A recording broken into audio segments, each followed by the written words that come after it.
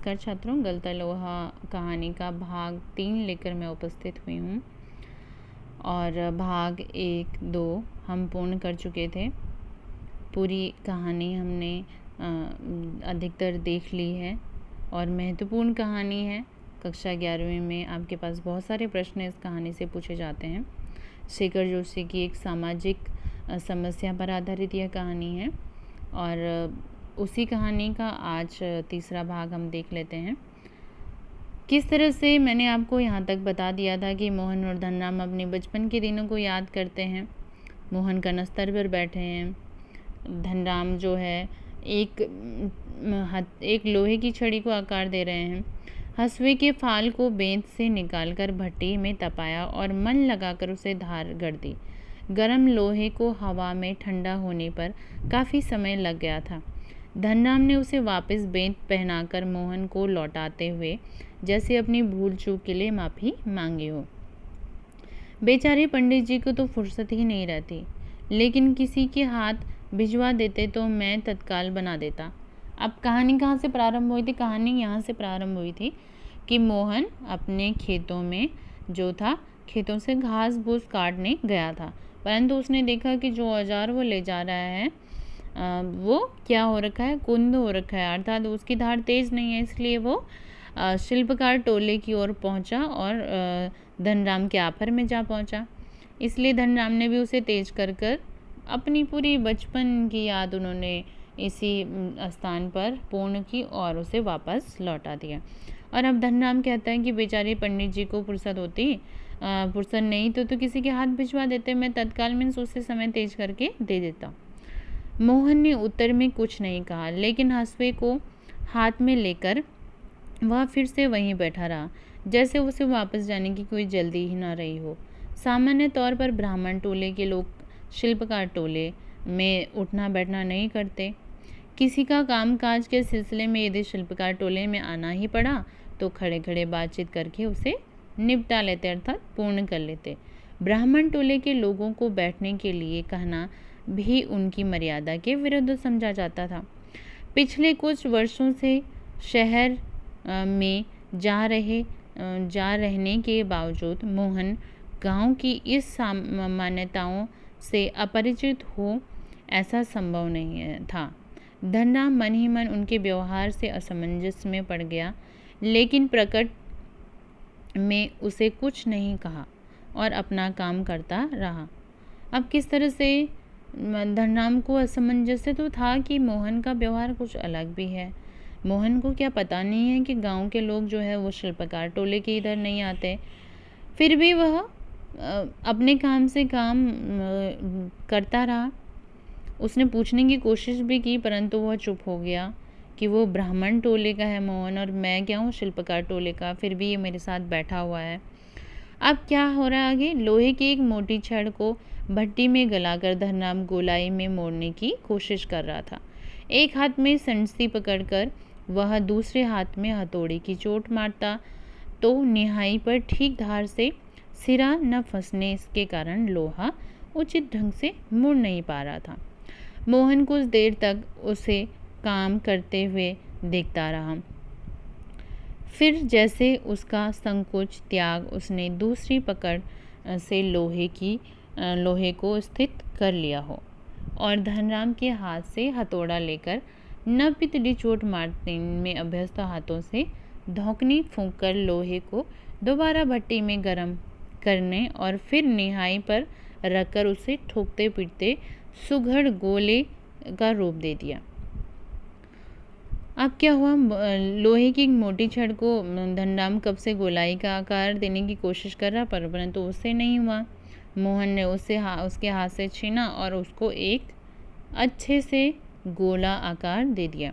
मोहन की यह हस्तक्षेप इतनी फुर्ती और आकस्मिक ढंग से हुआ कि धनराम को चूक का मौका ही नहीं मिला। अब मोहन ने जो इंटरफियर किया, अचानक उसके हाथ से ये सब लिया और बहुत तेजी से उसे गोल आकार दे दिया।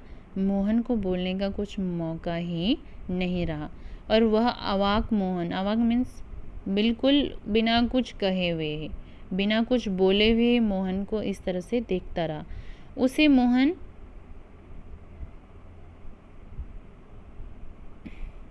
उसे मोहन की कारीगरी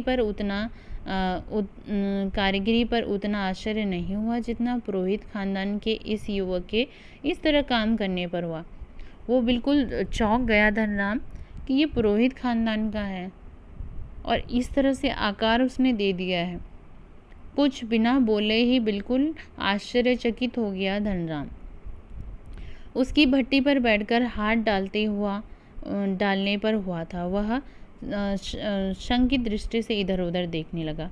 अब किस तरह से धनराम भी आश्चर्यचकित हो गया और सोचने लगा कि किसी और ने तो नहीं देखा होगा, किस तरह से ये ऐसे गोल आकार इसने दे दिया, और ब्राह्मण कुल का तो इधर आना ही पहले मना है, ये तो आकर ये काम भी कर गया। धनराम की संकोच, असमंजस्य और धर्म संकट की स्थिति से उदासीन मोहन संतुष्ट भाव से अपने लोहे के छल्ले को त्रुटिहीन गोलाई से जांच रहा था। उसने धनराम की ओर अपनी कारीगरी की स्वीकृति पाने की मुद्रा में देखा। उसकी आंखों में एक सर्जक की चमक थी जिसमें न स्पर्धा थी और न ही किसी प्रकार की हार जीत का भाव। मोहन ने वो गोलाई जो छल्ला बनाया वो धनराम की तरफ देखा। मोहन के प्रति न कोई कंपटीशन था और न ही कोई हार जीत का भाव कि धनराम तुम आकार नहीं दे पाए और मैं आकार दे गई, न कोई जातीय भेदभाव। तो छात्रों, ये पूरी कहानी थी दो ऐसे चरित्रों पर। दोनों ही क्या थे? युवक थे, ब्राह्मण और शिल्पकार टोले के। साथ में ही सामाजिक विधि निषेधों को ताक में रखकर वह किस तरह से मोहन जो है धनराम के ऑफर पर बैठता ही नहीं है, उससे काम भी करता है और बड़ी कुशलता से काम करता है।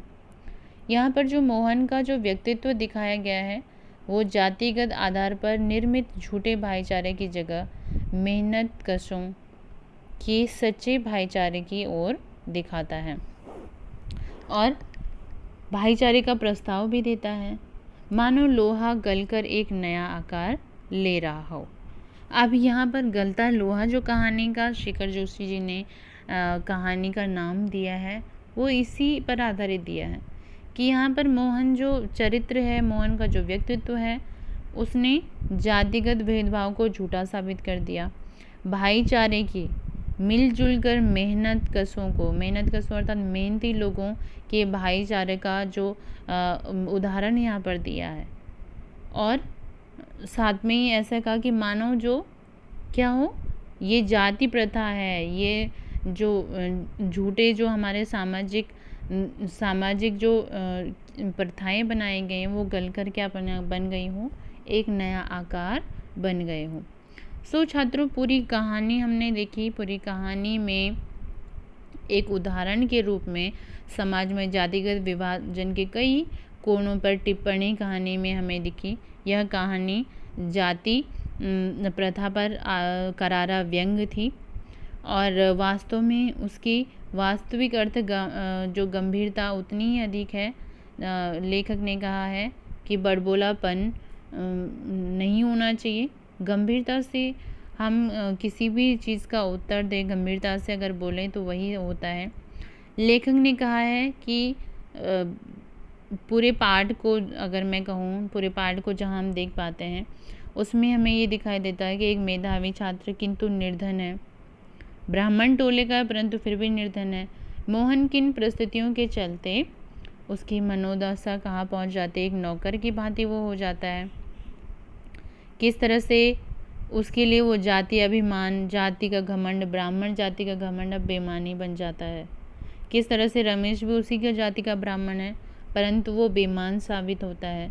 तो इस तरह से पूरी कहानी में हमें मिलता है कि वास्तव में ये जाति प्रथा कुछ नहीं होती है, सभी एक समान होते हैं, सभी अपने कर्मों से बड़े बनते हैं, अपने कर्मों से योग्य बनते हैं। वैसे मोहन ब्राह्मण जाति का था तो उसे बड़ा बनना था, परंतु उसकी परिस्थितियाँ और बेईमान जो उनकी बिरादरी का रमेश था उसे एक साधारण सा कारीगर बनाकर उसने खड़ा कर दिया। तो वास्तव में कहानी जो थी वो कहानी का अंत हमें ये पता चलता है कि जो मोहन का जो व्यक्तित्व था वो जातिगत आधार को, जाति प्रथा को झूठा साबित करता है और मेहनतीपन को, कि कर्म करने से और साथ में मिलजुल कर काम करने की प्रस्तावना को आगे बढ़ाता है। साथ में ही वो इस चीज़ को एक नया आकार देता है कि कोई भी निम्न जाति का हो या उच्च जाति को, सब मिलजुल कर काम करें तो अच्छा है और कोई भी अपने कर्म से आगे जा सकता है, न कि जाति से। तो आशा है छात्रों ये